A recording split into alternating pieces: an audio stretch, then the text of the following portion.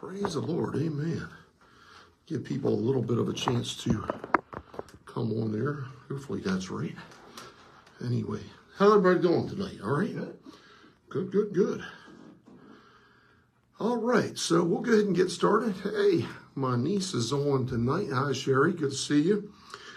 We are going to go ahead and open up. I know it's getting kind of close to time. It's a little bit past time, so we'll go ahead and start. And as always, we'd like to open up in prayer. And I'll tell you never run out of things to pray for. There's always situations. And I'll tell you, during the course of the week, the amount of text that you see and things like that, man, it's crazy. I mean, it's just always something.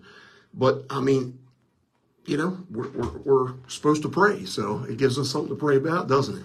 So we're going to go ahead and open up in prayer. We're going to ask you to pray with us and ask the Lord to touch and move in some things. Lord, in the name of Jesus Christ, God, we come before your presence. God, in the name of Jesus Christ, thanking you and praising you, Lord God, for your goodness and your mercy and your salvation. We thank you, Lord God, that you've given us grace. Lord, we thank you, God, that you haven't given us what we've deserved at times, but God, you've been merciful to us. God, you've saved us, Lord God, from a lot of things, and Lord, we're thankful for that. And we ask you tonight, God, that you would reach down your hand and minister to the needs that are represented out there tonight. God, I pray that you will just touch that one that is closest to eternity that doesn't know you, Lord God. I know there's many, God, that will go on to meet you, Lord God. They'll go out into eternity every day. There are thousands that do. And God, we pray that you will send your word. God, we pray that you will stir your people so that we be effective witnesses for you and tell our family and friends and neighbors and loved ones, God, about the goodness of the Lord, that they may be saved. God, I pray that you deliver them, that those that are struggling with addictions, God, whatever it may be, we pray, God, that you will send deliverance their way, God, that they may be free and walk in the liberty of the Spirit. God, we pray for the discouraged. We pray, God, for those that are distraught, Lord God, over broken relationships or personal losses. God, we pray that you'll minister to the ones, God, that are struggling, Lord God, with maybe suicidal tendencies, Lord God, or dark depression. God, we pray that you will give them deliverance, God. Touch those ones that are sick, God, the ones in the nursing homes and the ones in the hospitals. God, minister, God, to the homeless, minister to the orphans, God. We pray, and the widows, God, in Jesus' name. Finally tonight, we pray, God, that you will keep your hand of protection on those that are traveling and touch our hearts tonight, God. Lord, I pray that you will quicken our minds and our hearts and our ears that we could receive from your word tonight. God, in the name of Jesus, we ask you these things and we say amen. Well, at any rate, we're going to talk a little bit tonight. Now, I don't think the pastor actually titled what he preached on Sunday, but we'll just kind of throw a title on it ourselves. I did that today. I actually texted him and told him what I was going to do, and he kind of laughed at it and said, that sounds good. So we're going to go with it. I entitled it Flood. I originally said flood and wolf insurance, but I was going to floods and wolves is what we're going to be talking about a little bit tonight. We're going to be in two places in Scripture, Matthew 7 and 12 is one portion of Scripture, and we're going to read from John 10 in another section.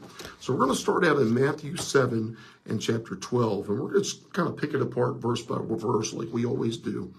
Jesus is speaking. Matthew chapter 7, verse 12. Okay. Matthew 7 and 12, for those that may want to follow along. Therefore, all things whatsoever you would that men do to you, do you even so to them, for this is the law and the prophets. Again, very simple portion of Scripture, yet very profound. He was just basically saying everything that the prophets have prophesied to you, everything that you read in the contents of the law, the bottom line is just simply that you do the right thing. That's basically what it comes down to. Just do the right thing. Number one, if we do towards God like we ought to, then we're automatically going to treat people decently. I mean, you know, it's when we mess up in our relationship with God that it affects our relationship with people. I mean, what's the barometer of where you're living?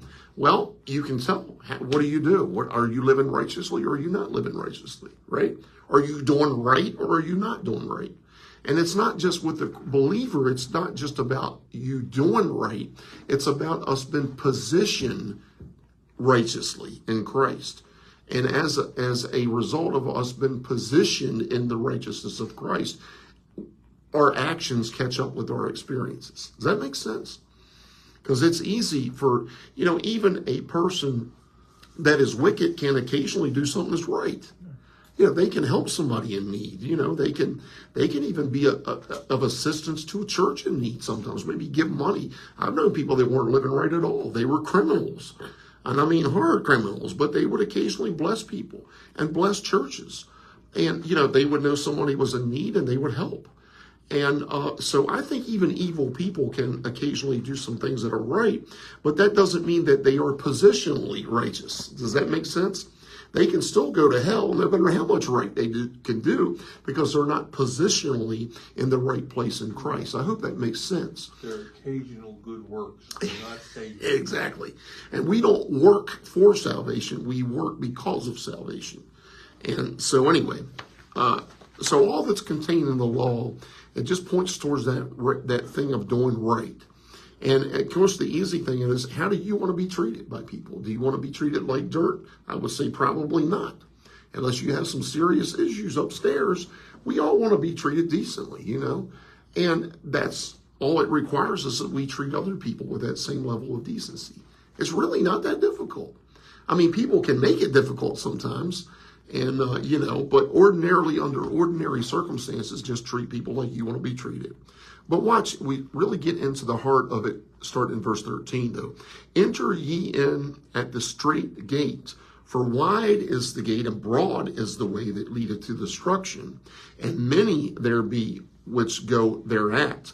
Because strait is the gate, and narrow is the way which leadeth unto life, and few there be that find it. So in other words, the majority of people in life are walking what I guess we would consider the easy way, although the Bible says the way of a transgressor is hard. It doesn't mean that their walk is hard. It means that the end result is hard, that the payday is hard. What they reap is hard. I mean, it's easy to walk after self and do what you want. That's easy. That doesn't take any effort to do that. It's our nature to do unrighteousness. It's our nature to do the wrong. You don't have to teach a kid how to lie to cover themselves. They get caught with their hand in the cookie jar. They don't have to have a lesson on how to lie to cover themselves, do they? It comes naturally. That's the sin nature. It's the sin nature. And it's inherited from Adam. Yeah, exactly. Exactly. And like it says, there's none righteous. No, not one. Not one of us. And so that's why we need the clothing of the righteousness of Christ. The strait gate's Jesus. The straight gate is Jesus, and that's what we're going to talk about a lot tonight. We're going to talk about how that broad way is the way of the world, is the way of your inbred sin nature.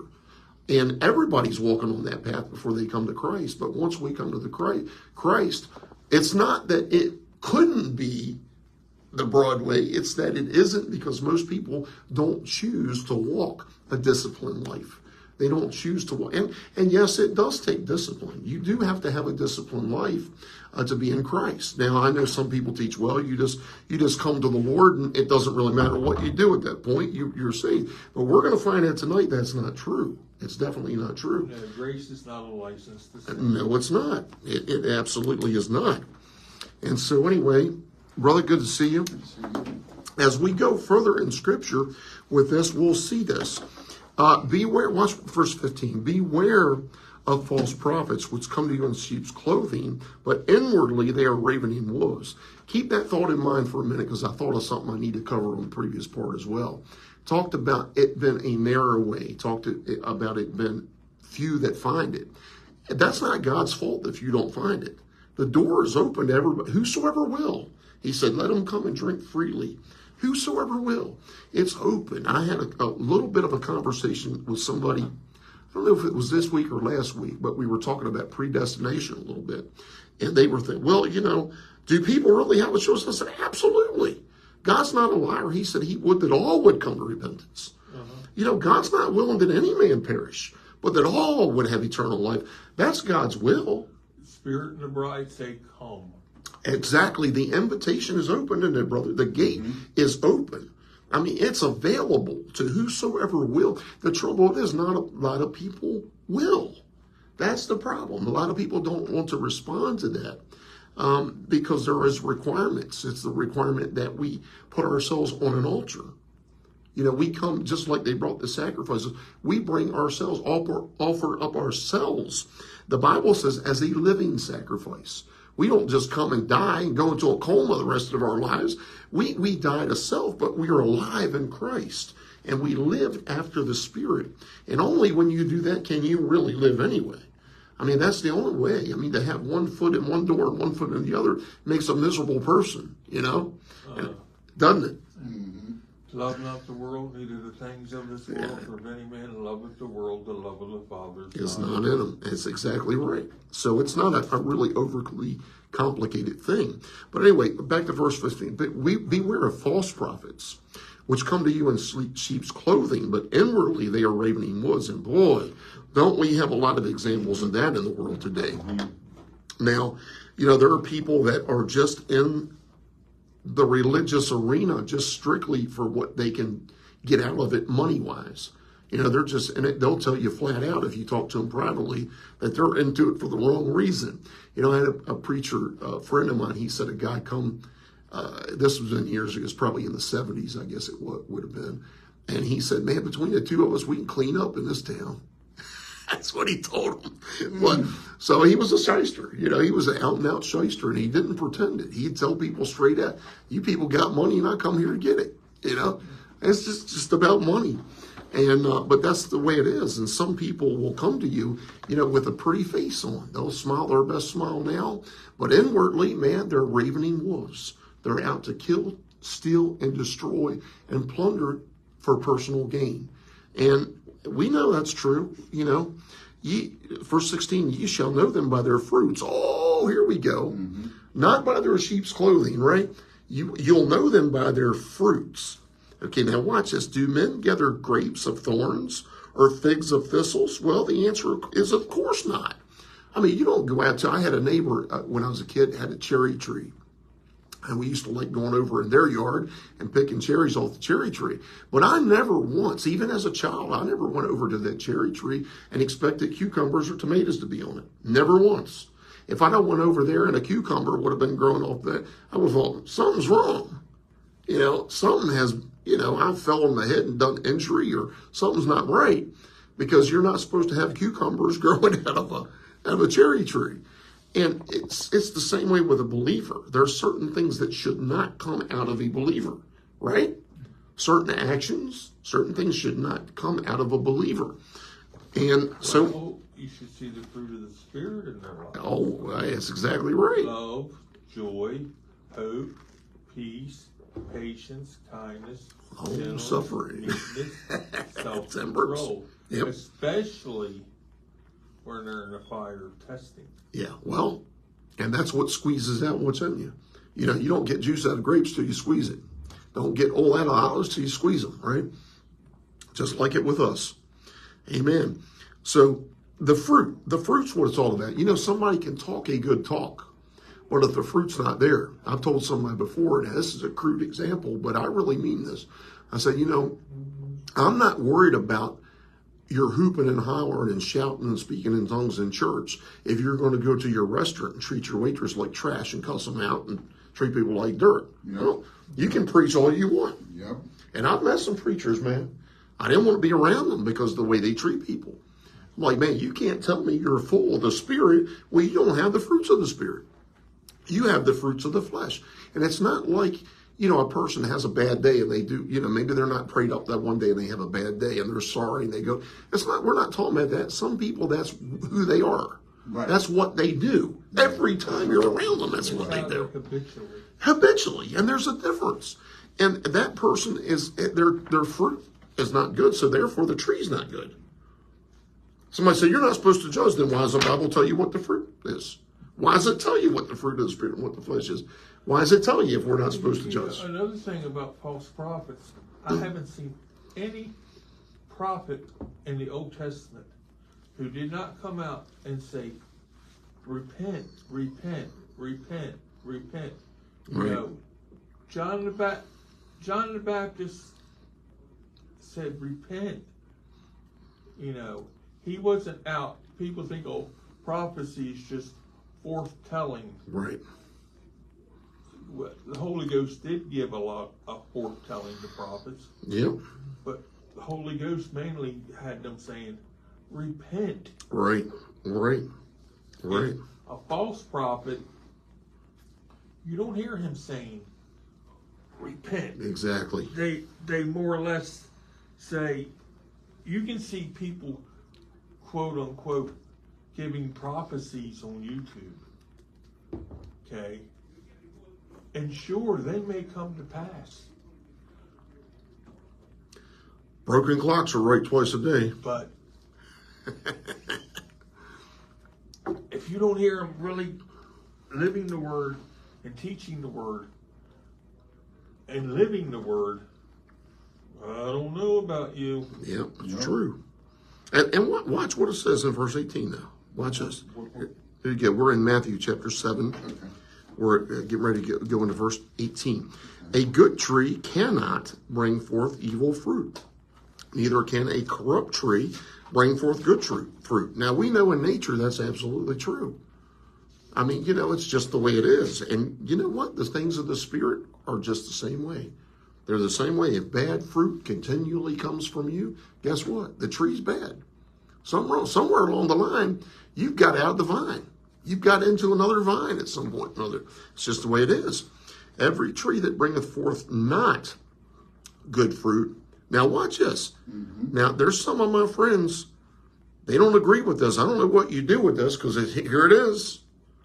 Every tree that bringeth not forth good fruit is hewn down and cast into the fire. What do you do with bad trees that just take up space? You get rid of them. Exactly. It's common sense. Now, what's the point he's trying to make here, if not that you're in Christ to produce fruit? And if we're not doing that, well, one of the things he does, he prunes us. He cuts off the dead things that he can bring life. In other words, if there's an area of your life that you are immature in and you're not pleasing the Lord in, he will come along and he will prune that. He will deal with you. No, it never feels good. He will trim that off. And not only will he trim it, but it talks about, you know what they do? When it talks about dung the tree, when they put manure, you know what manure is? Everybody knows what it is, right? Yeah. Guess what? Sometimes that has to be flung on you for you to grow. Yeah. I'm going to tell you what, crap makes you grow. I'm going to just be honest with you. Yeah. Things that you go through makes you grow. If you let you grow. It can kill you too, but it can make you grow. And so anyway, I'll leave that alone. That's another lesson altogether. But every tree that bringeth not is hewn down and cast into the fire. Wherefore, by their fruits ye shall know them. So again, how do we know them? By their fruit. Not what they say, their fruit. Yeah. Listen, I saw people carry Bibles before. I've even heard them speak in tongues and shout and dance a little bit. Yeah. But they go out and live like devils. Mm-hmm. So I'm just telling you, it's their fruit that tells on them. Mm-hmm. It's the bread they brought, it's the fruit. So anyway, not everyone that saith unto me. Now catch this. It's not just talking about those that amongst ourselves, but not everyone that saith unto me, Lord, Lord, shall enter into the kingdom of heaven, but he that doeth the will of my Father which is in heaven. Which is doing the word. The will of the Father is the word of the Father. It's not complicated, is it? Is you obey the word. So help me with this. Okay. How sometimes I have a hard time recognizing what I feel with the will for me that God wants for me. Like like some of my gifts years ago, I used to, when I was in leadership, and I did a lot of things, but now with my back issues, I can't do it. Right. So how do we really truly know the will? Is that speaking the word, reading the word? The simplest way to put this, the simplest way, is our foundation. Mm-hmm. The very first thing, because it don't matter what you're doing. The first thing is following the written word. Okay. That's the first thing. If we're grounded in the written word, everything else is going to fall in place. You know why? Because the Spirit will lead us. That's exactly right. It's like a sailboat. If the sails are up, the wind will direct it. Okay. God will direct you where he wants you. He will open doors that need to be open and close ones that need to be closed and position you where you need to be. Because the problem of it is a lot of times we don't have our sails up. Right. And what I'm saying is, how do we put our sails up? By simply walking in obedience to the written word. Then he will let you know what his will is beyond that word. He will let you know where to go to church. He will let you know where to work, or where to whatever. He will let you know those things by his spirit. Right. Now, God deals with people in different ways. I understand that. Me, I've always been a dreamer. God has always shown me the future, right. Always has. And how do you know that it's a God dream? Well, you just know in your spirit that it's different. And it always is backed up by the word of God. God is never going to do something contrary to his word. Amen. He's not going to do that. He's not going to give me a dream tonight. Say, I want you, you need some money now. Why don't you go to the bank and rob the bank? And I'll show you how to do it. That's not God. That's not God. That's the devil done that. So that's the simplest way, is to get on the ground floor and get the ground floor right first. And everything else will fall in place if we do that. Because it's possible to be involved in the work of the Lord. And maybe you are feeding the poor. Maybe you are, teaching or preaching or singing or whatever you're doing. And maybe that's good. You're doing some good. But if the ground floor is not taken care of, your works will be burned up. Yeah. Will your money still pay the light bill? Yeah. Sure, it'll still bless somebody. But your reward will be lost for it. Right. Does that make sense? Yeah, because you can get burnt out and stuff. Yeah. So the bottom floor is what we need to build first, and then everything else will fall in place. Not everyone that saith, again, not everyone that claims the will of God. Because in verse 22, it says, many will say to me in that day, what day? The day of judgment, the day of reckoning, the day of accountability. Lord, Lord, have we not prophesied in thy name? And in thy name have cast out devils, and in thy name have done many wonderful works. Now, let's just pause right there, because there's two trains of thought. Now, number one, could they be lying? Yeah, but I don't think this is what this is referring to. This is talking about people that were working in the field. They're not going to come to God and say, well, didn't I do all this? They know God knows what they done and what they didn't do. What God is saying here, these were people that put their hands to the plow and they looked back, but they were still doing some work. You know what? Does that make sense? They oh yeah, sure. One time they prophesied. One time they some of them preached. But if they preach for a while and then they go to the bar or they go back out and shoot up drugs and live that life, guess what? Right. Guess what? Well, not only that, I mean, when it talks about casting out devils and many wonderful works, that's not human beings anyway. No, and that's the Holy Spirit. We have no power. And maybe it's at the one Holy time, Spirit that works through us. Exactly. And maybe at one time they did do those works. Listen, right. Judas is a prime example. Jesus gave power. The Bible says all 12 disciples. It doesn't say 11 of them. It said 12 of them. Yes, Now, God is not going to give power to somebody that's a pure devil. Nope. At that time, he wasn't a pure devil. Nope. Satan entered into him at a certain point. Isn't that what the Bible says? Yeah. The Bible tells you when it happened. Satan entered into At Judas, that point. Right. Yep. and Judas went to the high priest Exactly. and covenanted with them. But before that time, at one time, he was in good relationship with the Lord. Well, it said that he was stealing from the... Oh, but He was. I didn't know that. Yeah, you're right. But- It was here's the it thing. was the little things that drifted Judas off. Here's the thing. There's no Christian blowouts. They're all slow leaks. Oh, of course. Well, I'm not saying that he didn't. Right. No, and that's a good point, because there were There signs. might be back and forth and back and forth. Exactly. and back There and were forth, signs of it. and- He probably initially come to the Lord. And see, I've said this before. The Lord allows things that he can judge you righteously. Because the Lord doesn't. Now, I know a lot of people are going to condemn me. Please hear me out before you judge me.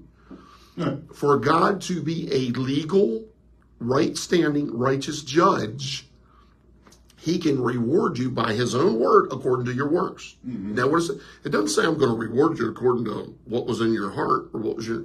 That's not what it says. It says he will reward every man according to his works. So how does God reward you? By your works. So what does God do when he knows you got something in your heart that's not right? He allows something to squeeze that out of you where you act either in repentance and get rid of it, or you act it out and do what was in your heart, and God says, I'm rewarding you for what you've done now. But God knows what's in your heart. He knows because he's God. We don't know, but God knows. But what God does is allow situations to bring out what's in your heart so that you can either get them under the blood, repent of them, and get yourself right with the Lord and grow, or so that you can come under judgment for that thing. But he's going to reward every man according to what you do. So it's not just what's in your heart, it's what you do. And that's important.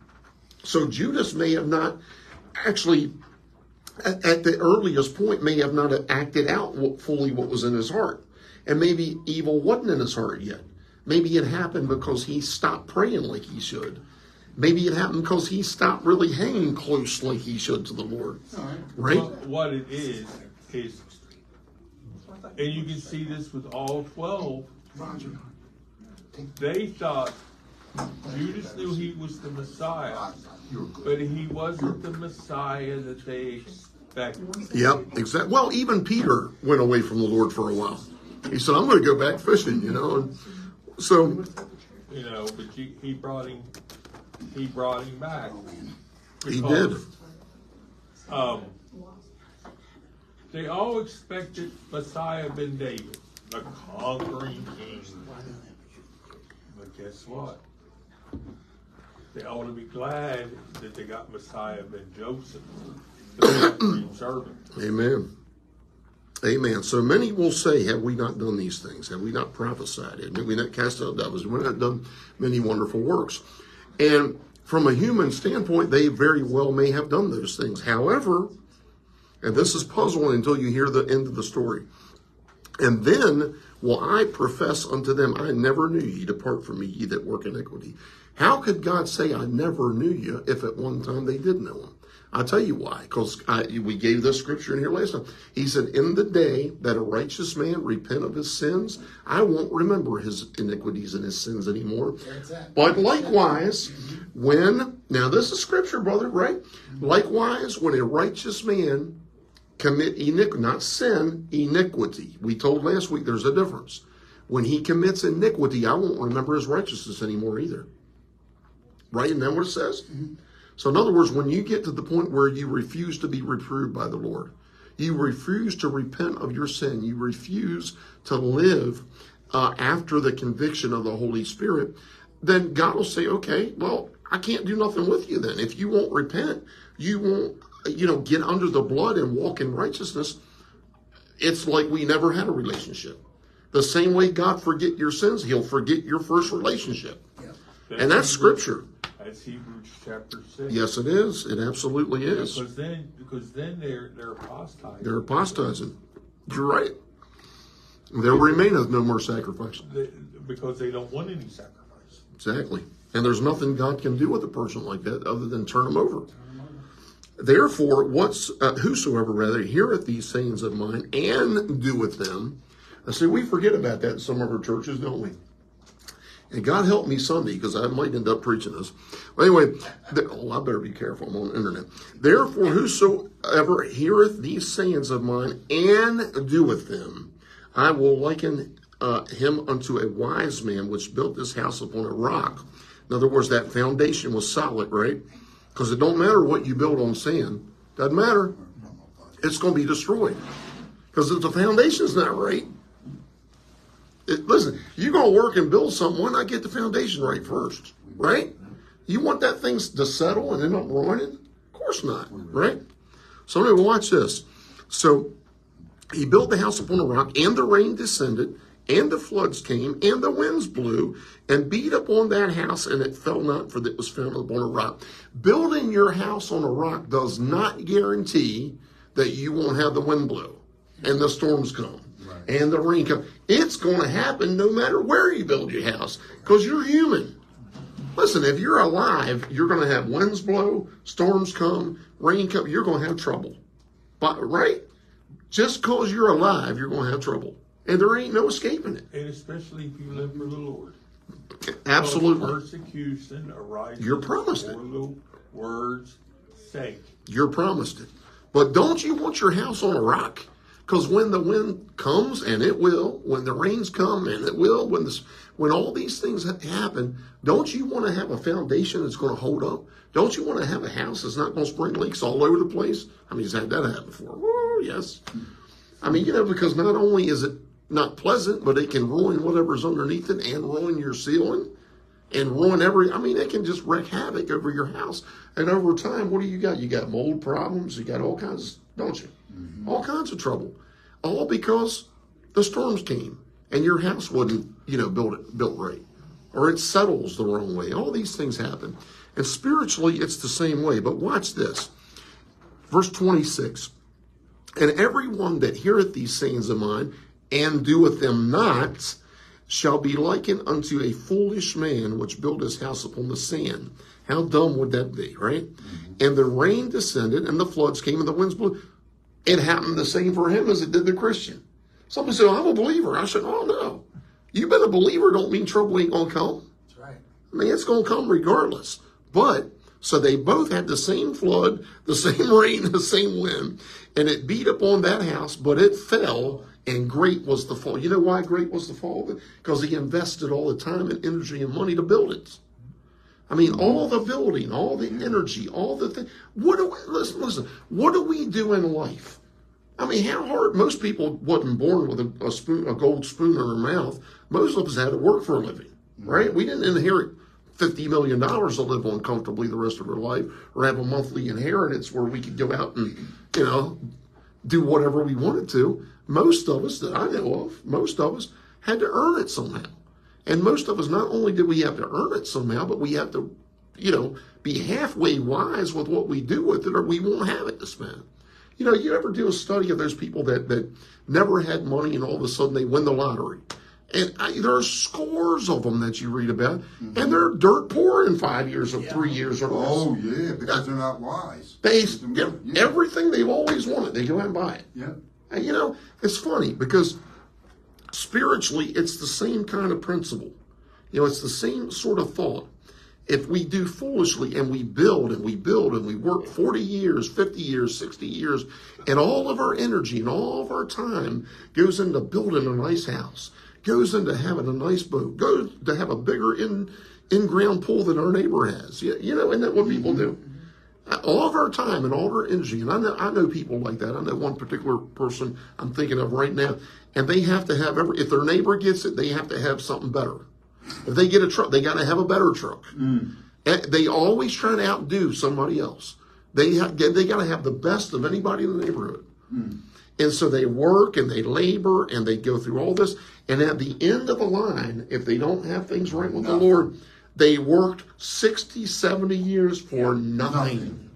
Great is the fall because they've worked for nothing because the foundation was right. It's the same parable Jesus said, which one? He says, I'll tear down these barns and build bigger barns. Yeah. Don't you know that your life will be called tonight? Yeah, that's what he said. And then who shall these things be? You work for nothing, boy. Let's go to John now. Anyway, chapter John. So we just talked about the floods. Now we're going to talk about the wolves a little bit now. Where? John chapter 10. John chapter 10. We're going to be looking at verses 1 through 10.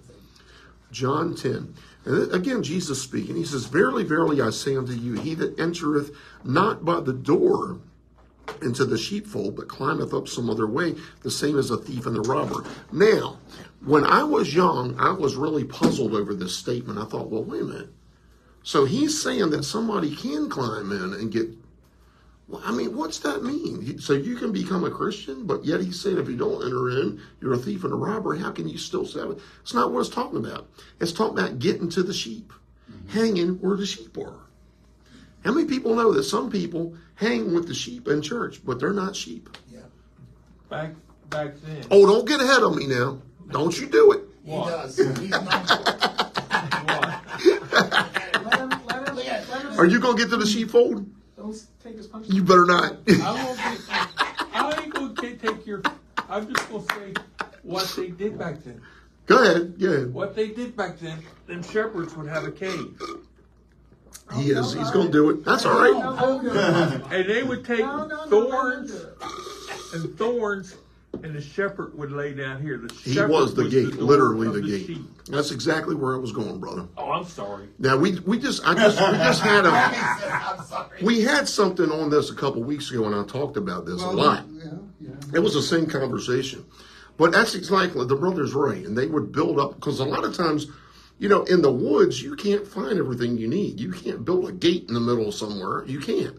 So you gather what you can and you build a wall around it, because you know wolves, certain things they want and they can't go over, and they didn't have the materials to build a gate all the time, and it wasn't necessary because the shepherd, after feeding the flock, they would come in for rest at night, a period of rest, and what the shepherd would do, literally, just like he said, he would sleep right there at that opening. And if anything come out or went in, it had to go by him first. And it's important because we talked about, I don't know if you heard this last week or the week before, whenever it was, but I talked about, probably a couple weeks ago, I talked about how that the wolf really is only afraid of a couple things. One of the main things, they're not afraid of sheep. They're not. Even if it's a whole herd of sheep, they're not afraid of them. Because a sheep is no threat to a wolf. You know, it's the other way around. But when they smell the scent of the shepherd, they're afraid of humans. And there's a video, it's a beautiful video, and you see this wolf, you see off in the distance, it's the sheep, and you see the shepherd kind of herding them in. Yeah. And you see the wolf going around, he's looking and he's sniffing the air. And all of a sudden, he hits a line, and he smells where the shepherd's walked. And he stops dead in his tracks, and he won't go past that line. And he looks around, starts looking for the shepherd, because he knows the shepherd's a threat to him. And there's a video, it's a beautiful video, man, it's great. And so it's a picture. Now, I used this a couple weeks ago. I said there is a scent of the anointing, amen, that comes upon the believer if you're around the Lord and you're in his presence and you're prayed up and you stay with God and stay in the word. And, you know, will the devil have seasons where he'll do things? Absolutely. Because God, allows seasons of temptation and testing. He may lift the heads a certain amount of time so that the devil can do something. You know, he can bring a storm. He can bring certain things into our life, but it's only for a season. It's not, you know, seasons come and go. They don't stay summer forever. Eventually, we're going to get the fall, my favorite time of year. Amen. Those of you summer lovers, it's going to, you know, I ever become king of the world, I'm banning summers. No, not really. But you understand what I'm saying, though. I mean, there is a protection that does come because of us being with the master. And again, does it make you immune from things? No. But it means that the devil can't destroy you. He can't destroy the salvation that's within you. As I said, can you lose your salvation? No, but you can sure forfeit it. Anyway. That's where this verse comes in. Jesus has us in the palm of his hand. God has us in the palm of his hand. No man can take us out of the palm of his hand, but you can walk out. Better believe it. Better believe it. Forced to do that. So what he's saying here, by climbing up another way and attacking the sheep, or trying to mingle with the sheep, you know, you're a thief and a robber. You're coming in another way. You assemble yourselves in a church situation and even put a backwards collar on and call yourself a minister. But if you're a devil, you know, doesn't matter what title you have on you, does it? Doesn't matter what degree you have hanging on your wall. It doesn't matter. You can be a doctor of divinity and still be a devil. Amen. Right? I've met a few. Yes, sir. But yeah, I'm thinking of one in particular, the cowboy, right? We'll just leave it at that. He's dead and gone now. But he that entereth in by the door is the shepherd of the sheep, because the shepherd goes first, amen, or leads first. To him the porter openeth. I like this part. And the sheep hear his voice. Mm-hmm. And he calleth his own sheep by name and leadeth them out. Now, this was another thing that was interesting to me watching that video about that. I was doing a lot of research on this for a particular reason because I knew I was going to be teaching on it. And this shepherd was teaching about it. And he showed how that other people could talk and the sheep don't pay them no mind at all, man. And the shepherd can speak in them sheep. Well, their ears will peak up because they know their master's voice. Yep. And they know their name, they know it. They can tell, and he can call them, and man, they respond to that voice. There could be three, and a lot of times, and they showed this, you could have 2 or 3 shepherds with their certain flocks, and one will be calling their sheep, and only their sheep are paying attention. The other ones aren't paying them no mind at all. But when their shepherd speaks, all of a sudden, you see action. You see them listen. It's amazing. Yeah. Because Do you think they know they're sent too? Oh, absolutely. Yeah. I really do. I do. Certainly the wolf knows human scent too. Yeah. But it's really cool. And so anyway, and when he put I won't get into all of it. We're just going to hit highlights because we don't have time. When he putteth forth his own sheep, he goeth before them, and the sheep follow him, for they know his voice. In other words, when he leads, now why would we go in and out of the sheepfold? Well, simply because there's rest in the sheepfold, but there's grass to eat. Amen. There's feeding outside of that. Can I tell you that sometimes the Lord leads us over rocky territories to get the food? Yeah. Anybody hear me? Sometimes he leads you through desert to get the good eating. Sometimes he leads you over the mountaintop and through the valley and through the woods. How's that little thing going? Anyway, Over the river. Yeah, over the river. Oh, yeah, exactly. He leads you through places that you can get to good food. Because let me tell you what, the sheep can go on their own and they don't know how to find good.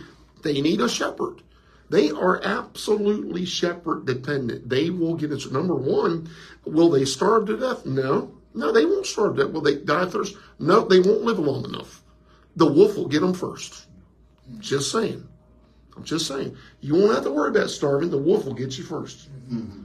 And so this is what happens. So we've got to understand that what he's talking about here is the Lord leads us. He don't drive us into pasture. He leads us into it. So that tells me that the Spirit, now hear me, please hear me very carefully because this is important. The Spirit leads us. I'll give you an example. Jesus, when he come out of the baptism, out of the water, the very first thing that happened is the Holy Spirit led him, one writer said it drove him into the wilderness. Wilderness, now mind you, wilderness. Will the Lord do that sometimes? Absolutely. Absolutely. Because he will sustain you, as David said, in the presence of your enemies. He'll make a table. I mean, think about that. You're in the midst of hellfire coming down, and the Lord will make a table for you there. Yes. Oh, I hope somebody's hearing me. You can be in the fiery furnace, and the Lord will prepare a table for you. Amen. Amen. God will feed you if you want to be fed. He'll find a way of getting a sustaining word to you to feed your soul if you want to be fed. Mm-hmm. And see, the Lord, I would love if the Lord just let us into tiptoeing through the tulips all the time. I would love that. It'd be great. Wouldn't we all love it? If we never had to go through the desert, we never had to go through the fire, we never had tribulation. Man, that'd be great, man. Just live it up and enjoy life. But we wouldn't be much. But we wouldn't. But the eternity, we'll be able to do that, won't we? Because we'll already have went through our trials. We'll already have went through our tests, and we'll have inherited the inheritance of the saints, which will be eternal peace.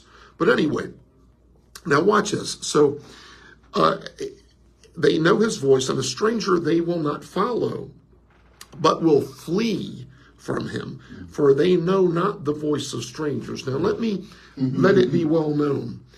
It's like counterfeit money. There are all kinds of counterfeit money, throughout the years, but all kinds of it. Do the whatever they're called, not the FBI, but the Secret Service and other agencies, do they have to learn every type of counterfeit? No. They just got to learn the real. You learn the real inside and out, you'll know what ain't real. Right. It's simple. Yeah. How do you know the fake? Because it don't have the earmarks of the real. Something don't ring right. How do you know certain instruments? We're musicians. How do you know a guitar from a drum? Because they sound totally different. Don't matter what you tell me. You can come in here and blindfold me and start playing drums, and I'm playing the guitar. I don't have to see it.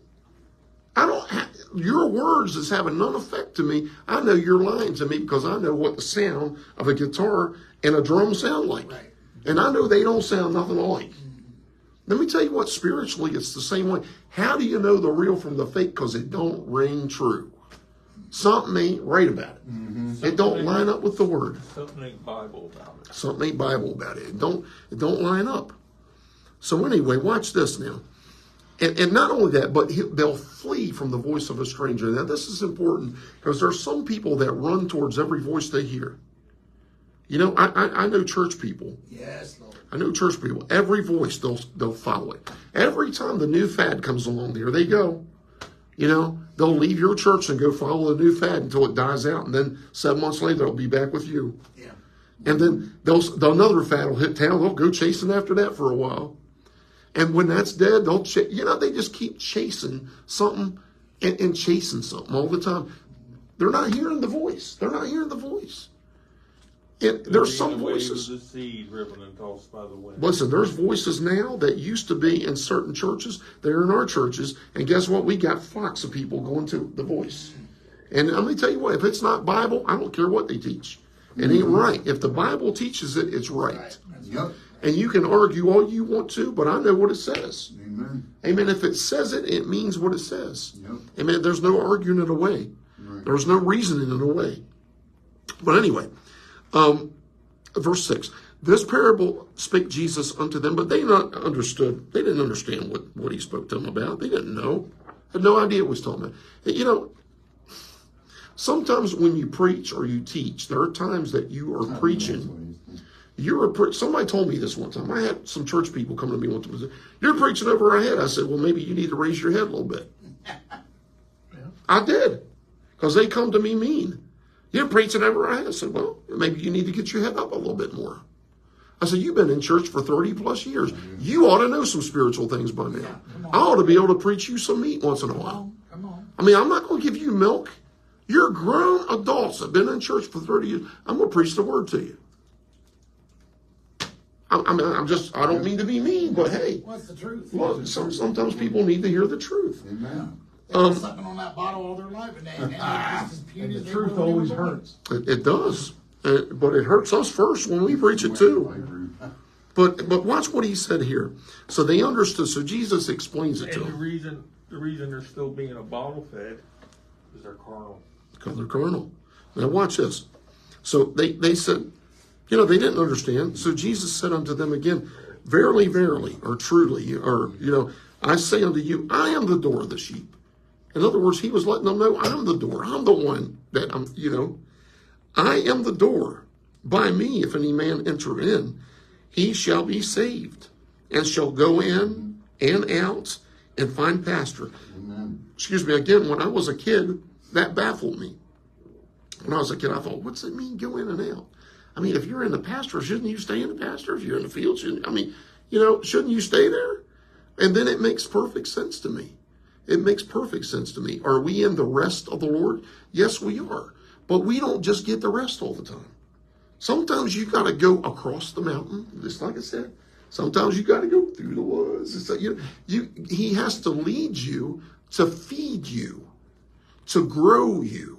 You know, we sat around on the couch all day and ate Twinkies. We wouldn't have any muscle strength. We wouldn't be able to walk after a while. Right. You wouldn't even be able to walk. You wouldn't even be able to hold up your own weight of your body, let alone do anything else. And so, does that make sense? Yes. Spiritually, it's the same way. So the Lord leads us by movement. You know, he leads us and he guides us through experiences to get us the greenest pasture. So even though there's a desert out there, he knows where the food is. He knows how to lead you where it is. And it might not be the way we think it is sometimes. You know, we might look over there and say, "Oh, that's good pasture over there." But it might be poison. You know, those mushrooms might be poisonous mushrooms, you know what I mean? So, and you know what makes plants grow? We talked this a little bit before you come in. You know what makes things grow good? Manure. Yeah. Amen? Right? Amen. Anyway. So, watch verse 10, and we're going to end on this. "The thief cometh not, but for to steal, to kill, and to destroy. I am come that they might have life, and they might have it more abundantly." There's a parable of the man that went down to Jericho. Most of you are familiar with it. Most people say it's the parable of the Good Samaritan. You know the story. Won't go into all of it, but one of the points of it is that you find this perfectly here: steal, kill, and destroy. What did they do? They robbed them. I mean, they tried to kill him and left him half dead and destroyed, And what did he do? That's exactly what it is. It's a picture of the enemy that comes to destroy the lives of humankind. That's what the devil's job is. He's not come, listen, he might bring that nice new shiny toy to you, but it's poison. It's like this story of the snake. Yeah. Yeah. Go ahead. I'm just saying, It's his nature. Yeah, it's his Right. nature. You should have never took me in because you dumb fool. You knew I was a snake. You knew I was a actually snake, gonna right. bite you. Exactly right. And I've often said Judas, he for some reason sin blinds us. It doesn't let us see past here. As far as you see, you see the goodie in front of it, but you don't see the cliff on the other side of the goodie. Yeah. And so Judas saw, it was easy for him to see 30 pieces of silver, but it wasn't easy for him to see him falling headlong over the He hill. was just looking at the glory, but he was just looking at the stimulation part of it. Ananias and Sapphira, another good example. All they saw is hey, I know I promised that. I know I said I'd do that, but man, that money looks pretty good, man. Why don't we just do what we want to with what we promised to God? And my point, I think it was a little more than that. I'm sure it They was. they wanted the acclamation. Oh, look what they've given sure. God, and they kept some. If they'd have been right in their hearts, they'd have said, "Peter, we're giving this much to you, but yes, we kept this much back." They didn't have to say anything. He said, "It could all been yours. You just kept your mouth shut." But anyway, my point in that was that they didn't see the other side of it. They just saw the immediate. But again, sin blinds you. It makes you nearsighted. It don't make you see the results of what you're doing. I've often said this. I'll close. I hate to close on a negative like this. But I often says it's sort of like people that cheat on their spouse, and they go out and they see that immediate moment of pleasure, but they don't see the whatever they get as a result of it. A broken home and disease and years of it. They don't see all that. The devil blinds them to that. The drug addict only sees that high. They don't see what it's going to do to them later. And speaking to Judas, you know how the Lord said, "I go to my Father to prepare a place for you, a habitation for you." It says in Acts, "Let his habitation be desolate." That's what it says. That's right.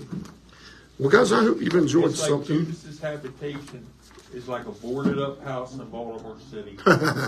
Wow. Yeah, there's a start on an example for you. Anyway, we're going to say goodbye for now to those that are by the way of internet. Bye-bye. We'll probably talk a little bit afterwards here, but we'll say bye to you. We want to remind you, by the way, that we have services here on Sunday at 9:30 a.m. Pastor Scott has that service up usually.